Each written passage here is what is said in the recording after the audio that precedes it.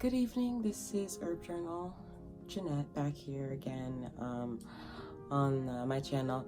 I'm gonna do something a little different tonight. I'm still gonna smoke a little bit of weed, but I'm also gonna read a book that I've been trying to read. It's called The Goldfinch, and it's actually coming out as a movie, so I definitely want to get a move on as far as the book goes. I read 10 pages today, and I thought that they were really riveting. So I'm gonna go, honestly, I'm gonna read those 10 again for you guys, and then try to read another 10. Right now in the book, as I read it, I'm gonna smoke a sativa hybrid. This is the container, and this is the top here. I don't know if I can get it in view, but it's not necessarily the focal point of this video. The weed is for me, the book is for you guys, if anybody here reads. So I'm gonna call this segment the reading Rainstorm, because here in Seattle in Washington right now it's raining pretty bad, but I feel like it's just the perfect time for sleep. And if you can't sleep, like when I smoke, it always makes me really creative. And so a really good book, it'll almost like put you inside of it. And I don't really have many friends here in Washington, so these books are my friends, as well as the characters inside, as cliche and junior high as that sounds. So this is the joint. Oh wow, it looks really nice. I feel like it's gonna do well with the book. So let's do it. This is The Goldfinch by Donna Tartt. Right now in the book, it's like an adolescent boy, and he's with his mother, and they're on the way to a very kind of like foreboding meeting at his school. It doesn't seem like it's going to be a good meeting between his administration and his mom, so he's kind of doesn't want to go. Now they got in a cab, and then they hopped right out because his mom wasn't feeling well with like the motion sickness. Sorry if my light does any flickering. And so right when they get out of the cab, it starts to rain horrendously. And this is New York City. So his mom looks around and she's like, oh my God, no, we can't. I don't want to deal with this. So let's, they all run to a museum. And I'm going to kind of start right around there. This is chapter 4. 3 important things that happened to my mother after she arrived in New York on the bus from Kansas.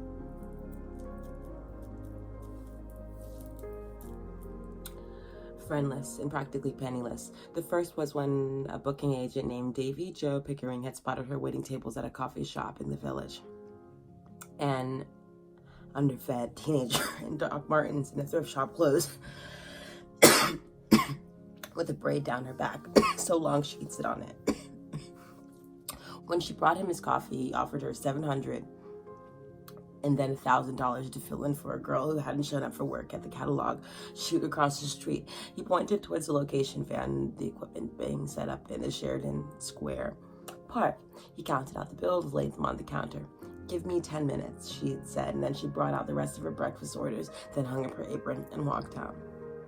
I was only a mail order model, she always took pains to explain to people, by which she meant she'd never done fashion magazines or couture, only circulars for chain stores, inexpensive casuals for junior misses in Missouri or Montana. Sometimes it was fun, she said, but mostly it wasn't. Swimsuits in January, shivering from flu, tweeds and woolens in summer heat, sweltering for hours amid fake autumn leaves while a studio fan blew hot air and a guy from makeup darted in between takes to powder off the sweat from her face. During those years of standing around pretending to be in college, posing in mock campus settings in stiff pairs and threes, books clutched to her chest, she managed to sock away enough money to send herself to college for real. Art history at NYU. She'd never seen a great painting in person until she was 18 and moved to New York. And she was eager to make up for lost time. Pure bliss, perfect heaven, she said, up to the neck in art books and poring over the same old slides, matinee, vineyard, until her vision started to blur. It's crazy, she'd said, but I'd be perfectly happy if I could sit looking at the same half a dozen paintings for the rest of my life, but I can't think of a better way to go insane. College was the second important thing that had happened to her in New York. For her, probably the most important, and if not for the third thing, meeting and marrying my father, not so lucky at the first two. She would almost certainly have finished her master's and gone on for a PhD. Whenever she had a few hours to herself, she always held straight to the frick, or the MOMA, or the Met. Which is why, as we stood under the dripping portico of the museum, gazing out across the hazy Fifth Avenue and raindrops jumping white in the street, I was not surprised when she shook her umbrella out and said, maybe we should go in and poke around for a bit until it stops. What I wanted was breakfast. Sure. She glanced at her watch. Might as well. We're not going to get a cab and all this.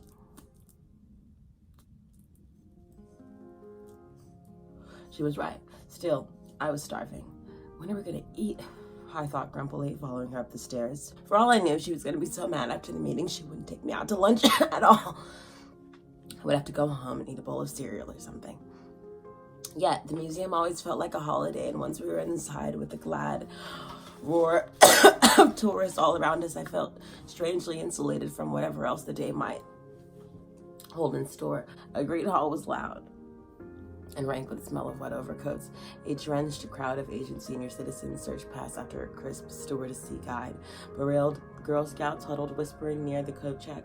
Besides the information desk, still a line of military school cadets in gray dress uniforms, hats off, clasped hands behind their back. For me, a city kid, always confined to apartment walls. The museum was interesting, mainly because of its immense size. A palace where rooms went on forever and grew more and more deserted the farther that you went in. From the neglected bedchambers and roped-off drawing rooms in the depths of the European decorating felt bound up in deep enchantment, as if no one had set foot in them for hundreds of years. Ever since I'd started riding the train by myself, I loved to go there alone and roam around until I got lost, wandering deeper and deeper into the maze of galleries until sometimes I found myself in forgotten halls of armor and porcelain that I'd never seen before and occasionally was unable to find again.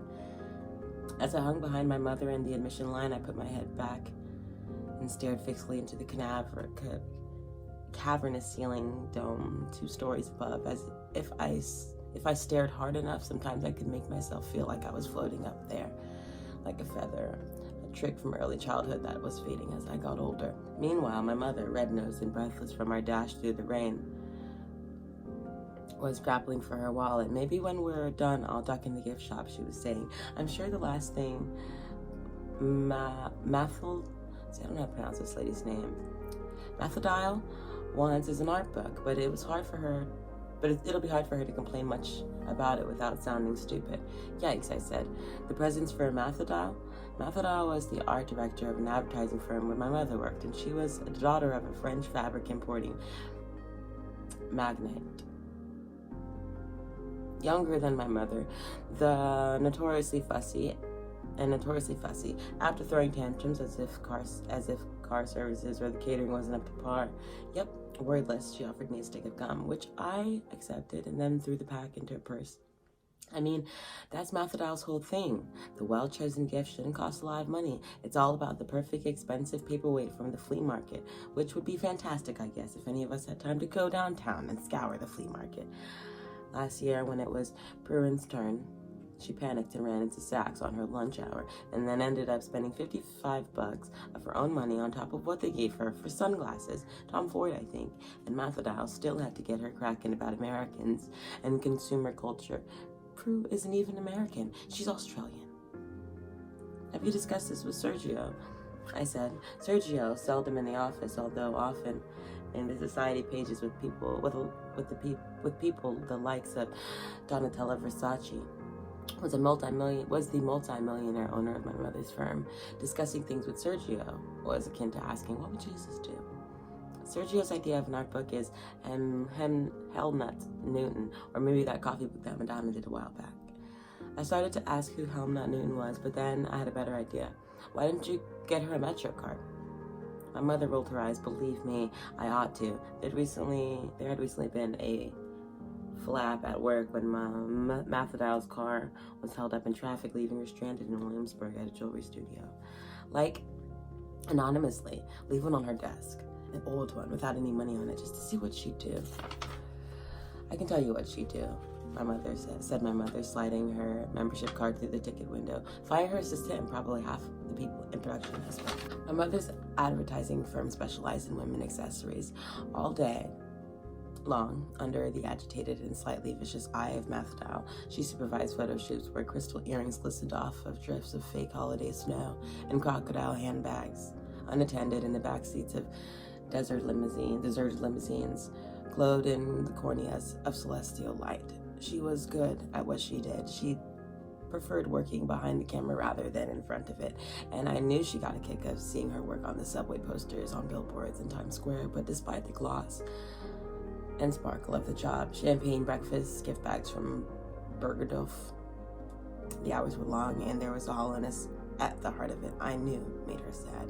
What she really wanted was to go back to school, though of course we both knew that there was little chance of that now that my dad had left. Okay, she said, turning from the window and handling me my badge. Help me keep an eye on the time, will you? It's a massive show, she indicated at the poster. Portraiture and Nature Mortenay, Northern Masterworks of the Golden Age. We can't see it all in this visit, but there are a few things force drifted away as I trailed behind her up the great staircase, torn between the prudence need to stick close and the urge to slink a few paces back and try to pretend I wasn't with her. I hate to race through it like this, she was saying as I caught up with her at the top of the stairs, but then again, it's the kind of show where you need to come 2 or 3 times. There is the anatomy lesson, and we do have to see that, but what I also want to see is this one tiny rare piece by a painter who was Vermeer's teacher, the greatest old master you've ever heard of. The Franz House paintings are a big deal too. You know House, don't you? The Jolly Topper and the Almshouse Governors. Right, I said tentatively. Of the paintings she'd mentioned, the anatomy lesson was the only one I knew. A detail from it was featured on the poster for an exhibition: livid flesh, multiple shades of black, alcoholic-looking surgeons, bloodshot eyes and noses. Art 101 stuff, my mother said. Here, take a left. Upstairs it was freezing cold. My hair was still wet from the rain. No, this way, said my mother, catching my sleeve. The show was complicated to find as we wandered through the busy galleries, weaving in and out of crowds, turning right, turning left, backtracking through labyrinths of confusing signage and layouts. Large, gloomy reproductions of the anatomy lesson appeared erratically and at unexpected junctures. Baleful signposts, the same old corpse with the flayed arms, red arrows beneath, operating theater, this way. I was not very excited at the prospect of a lot of pictures of Dutch people standing around in dark clothes when we pushed through the glass doors from echoing halls into carpeted hush. I thought at first we'd come the wrong hall. The walls glowed with the warm, dull haze of opulence, a generic mellowness of antiquity, and when it all broke apart into clarity and color and pure northern light, portraits, interiors, still lifes, some tiny, others majestic, ladies with husbands, ladies with lapdogs, lonely beauties in embroidered gowns and splendid solitary merchants in jewels and furs, ruined banquet tables littered with peeled apples and walnut shells, draped tapestries and silver Tempe linoleums with crawling insects and striped flowers. And the deeper we wandered, the stranger and more beautiful the pictures became. Peeled lemons with the rind slightly hardened at the knife's edge, the greenish shadow of a patch of mold, light striking the rim of a half-empty wine glass. I like this one too, my mother whispered my mother, coming up alongside me, a smallish and particularly haunting still life. A white butterfly against a dark ground, floating over some red fruit. The background, a rich chocolate black, had a complicated warmth suggesting crowded storerooms and history, the passage of time. They really knew how to work this edge, the Dutch painters, ripeness sliding into rot, the fruit's perfect, but it won't last, it's about to go. And see here especially, she said, reaching over my shoulder to trace the air with her fingers, this passage, the butterfly, the underwing was so powdery and delicate it looked as if the color would smear as if she touched it. How beautiful he plays it, stillness with a tremble of movement. How long did it take him to paint that? My mother had been standing a bit too close, stepped back to regard the painting, oblivious to the gum-chewing security guard whose attention she attracted, who was staring fixedly at her. Well, the Dutch invented the microscope, she said. They were jewelers, grinders of lenses. They wanted all as detailed as possible, because even the tiniest thing means something. Whenever you see flies or insects in a still life, a wilted petal, a black spot on an apple, the painter is giving you a secret message. He's telling you that living things don't last. It's all temporary. Death in life. That's why they're called nature mortis. Maybe you don't see it at first with all the beauty and bloom, the little speck of rot. But if you look closer, there it is. I leaned down to read the note printed in the discreet letters on the wall, which informed me that the painter, Adrian Corte, dates of birth and death uncertain, had been unknown in his lifetime and his work unrecognized until 1950. Hey, I said, Mom, did you see this? But she'd already moved on. The rooms were chilly and hushed with the lowering ceilings and none of the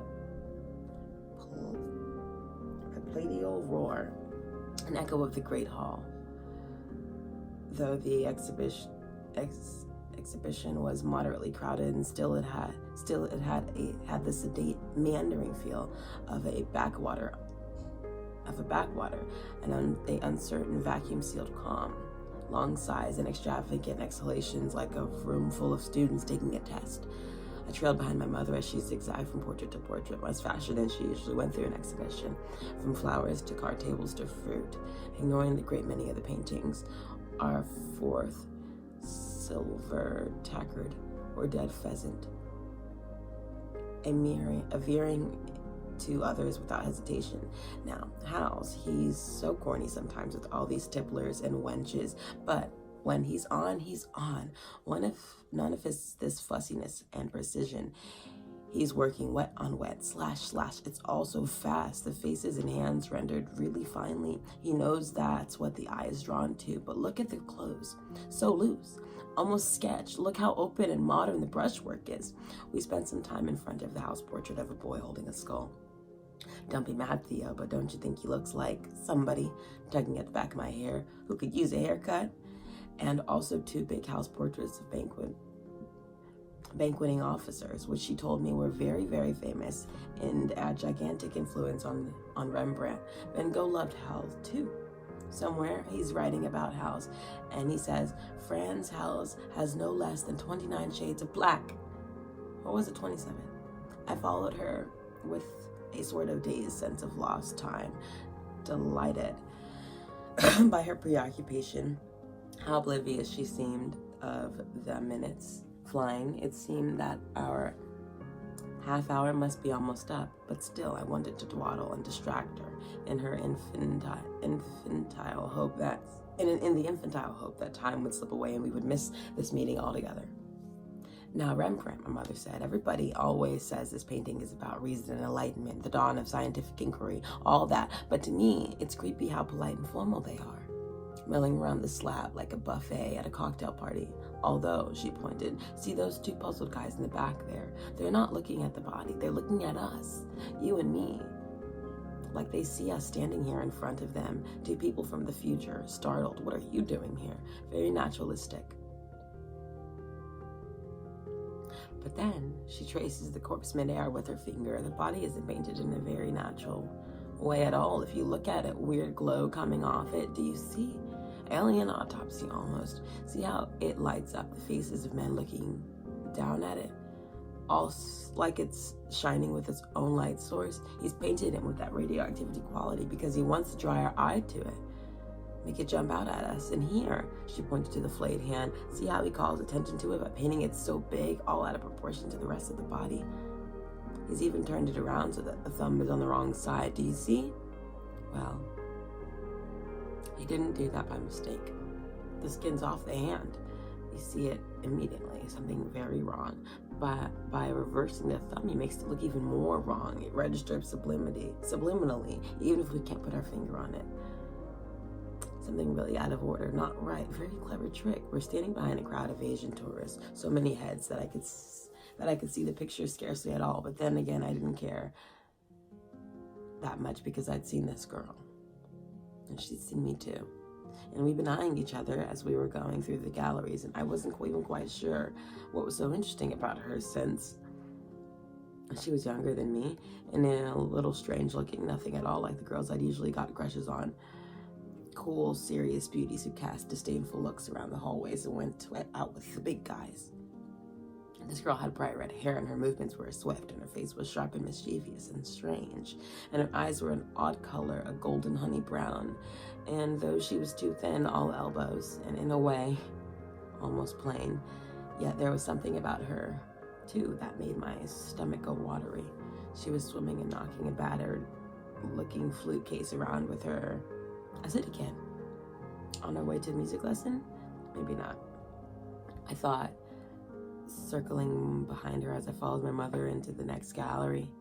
Her clothes were a little too bland and suburban. She was probably a tourist, but she moved with more assurance than most of the girls I knew, and the sly, composed glance that she slid over to me as she brushed by drove me crazy. I was trailing along behind my mother, only half paying attention to what she was saying when she stopped in front of her painting so suddenly that I almost ran into her. "Oh, sorry," she said, without looking at me, stepping back to make room. Her face was like someone had turned a light into it. "This is the one I was talking about," she said. "Isn't it amazing?" I inclined my head to look at my mother's direction in an attitude of attentive listening while my eyes were wandering back to the girl. She was accompanied by a funny old white-haired character who I guessed from the sharpness of his face was related to her grandfather, maybe. Houndstooth coat, long narrow lace-up shoes, as shiny as glass. His eyes were close set, and his nose beaky and bird-like. He walked with a limp. In fact, his whole body listed to one side, one shoulder higher than the other, and if his slump had been any more pronounced, he might have said he was hunchback. But all the same, there was something elegant about him, and clearly he adored the girl. From the amused, companionable way he hobbled at her side, very careful where he put his feet, his head inclined in her direction. This was just about the first painting I'd ever really loved. My mother was saying, "You'll never believe it, but it was in a book I used to take out of the library when I was a kid. I used to sit on the floor by my bed and stare at it for hours, completely fascinated. That little guy. I mean, actually, it's incredible how much you can learn about a painting by spending a lot of time with the reproduction, even a not a very good reproduction. I started off loving the bird, the way you'd love a pet or something, and ended up loving the way he was painted." She laughed. "The anatomy lesson, it was in the same book actually, but it scared the pants off of me. I used to slam the book shut when I opened it to that page by a mistake." The girl and the old man had come up next to us. Self-consciously, I leaned forward and looked at the painting. It was a small picture, the smallest in the exhibit, and the simplest, a yellow finch, plain, against a plain, pale ground, chained to a perch by its twig of an ankle. He was Rembrandt's pupil, Vermeer's teacher, my mother said, and this one little painting is really the missing link between the two of them. That clear, pure daylight. You can see where Vermeer got his quality of light from. Of course, I didn't know or care about any of that when I was a kid, the historical significance, but it's there. I stepped back to get a better look. It was the direct and matter-of-fact little creature with nothing sentimental about it, and something about the neat, compact way it tucked down inside itself. Its brightness, its alert, watchful expression made me think of pictures I'd seen of my mother when she was small, a dark-capped finch with steady eyes. It was a famous tragedy in Dutch history, my mother was saying. A huge part of the town was destroyed. What? The disaster at Delft that killed Fabricius. Fabricius? Did you hear the teacher back there telling the children about it? I had. There had been a trio of ghastly landscapes by a painter named Evert van der Poel.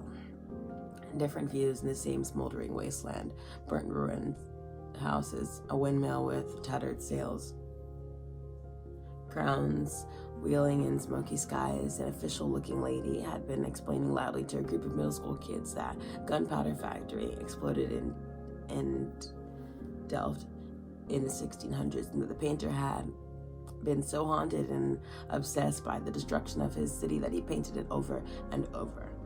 Well, Egbert was for Brutus's neighbor, and he was sort of lost his mind after the powder explosion. At least that's how it looks to me. But for Brutus was killed, and the studio was destroyed, along with almost all of his paintings, except for this one. She seemed to be waiting for me to say something, and I didn't. She continued. He was one of the greatest painters of his day, and then one of the greatest aiders of painting.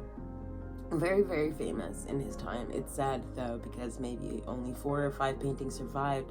All of his work, all the rest of it is lost. Everything he ever did. The girl and her grandfather were loitering quietly to the side, listening to my mother talk, which was a bit embarrassing. I glanced away, then, unable to resist, glanced back. They were standing very close, so close I could have reached out and touched them. She was batting and plucking at the old man's sleeves, tugging his arms to whisper something in his ear. Anyway, if you ask me, my mother was saying, this is the most extraordinary picture in the whole show. For Brutus is making clear something he discovered all on his own, that no painter in the world before him, knew before him, not even Rembrandt.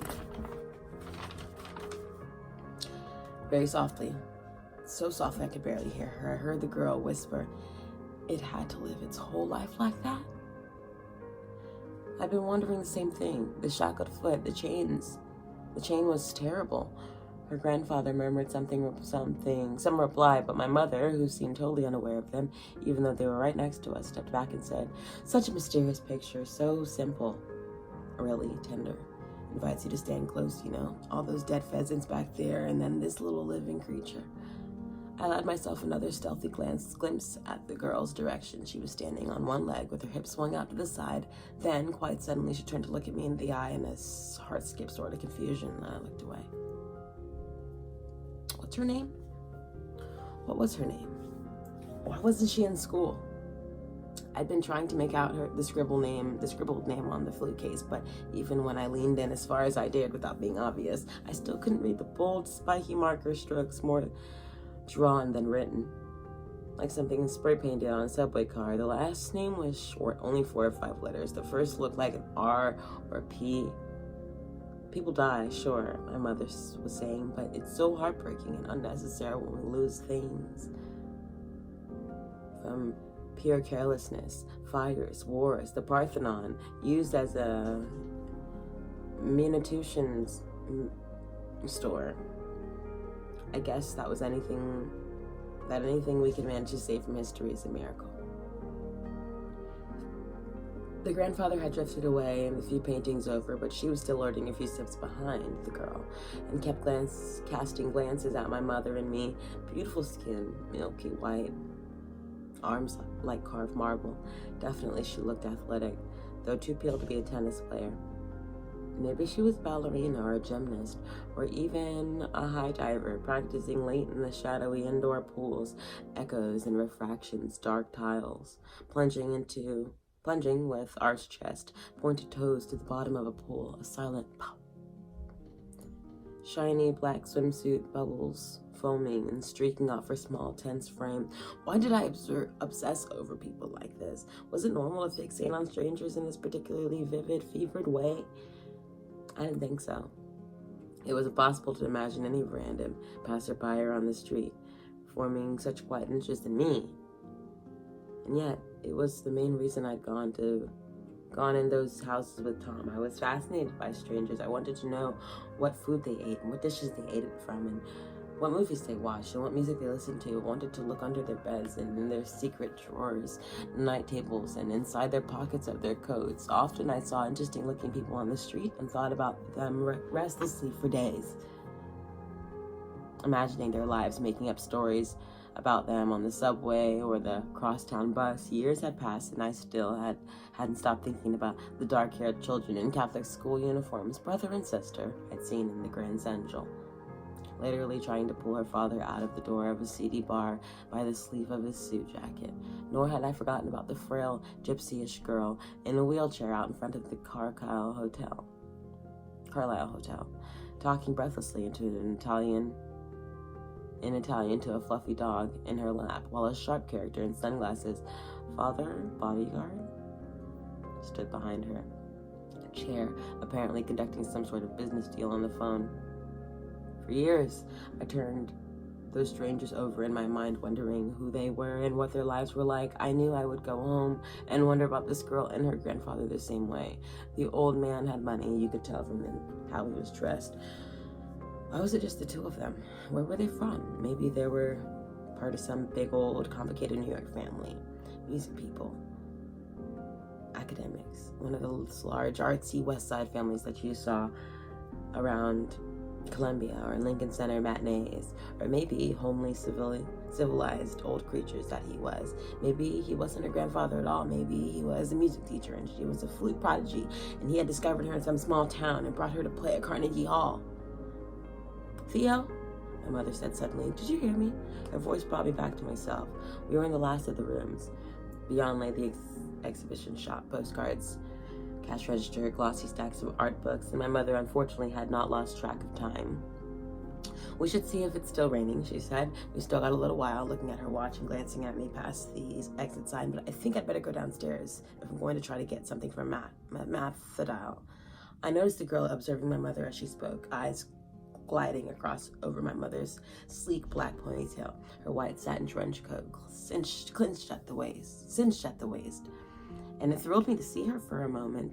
As the girl saw her, a stranger, did she see how my mother's nose had the tiniest bump at the top where she had broken it falling off a tree as a child, or how the black rings around the light blue irises of my mother's eyes gave her a slightly wild quality, as if some steady-eyed hunting creature alone on a plane. You know, my mother said and looked over her shoulder, if you don't mind, I just might want to run back and take another look at the anatomy lesson before we leave. I didn't get to see it up close, and I'm afraid I might not make it back before they take it down. Before it comes down. She started away, shoes clacking busily, and then glanced at me to say, as if to say, are you coming? This was so unexpected that for a split second I didn't know what to say. I said, recovering. I'll meet you at the shop. Okay, she said, buy me a couple of cards, will you? I'll be back in a sec. And off she hurried before I had a chance to say a word, heart pounding, unable to believe my luck. I watched her walking rapidly away from me in the white satin trench coat. This was it, my chance to talk to the girl. But what can I say to her? I thought furiously, what can I say? I dug my hands into my pockets, took a breath or two to compose myself, and excitement fizzling bright in my stomach, turned to face her. But to my consternation, she was gone. This is to say she wasn't gone. There was red hair. There was her red head moving reluctantly, or so it seemed, across the room. Her grandpa had slipped his arm through hers and whispered something to her with great enthusiasm, was towing her away to look at some picture on the opposite wall. I could have killed them.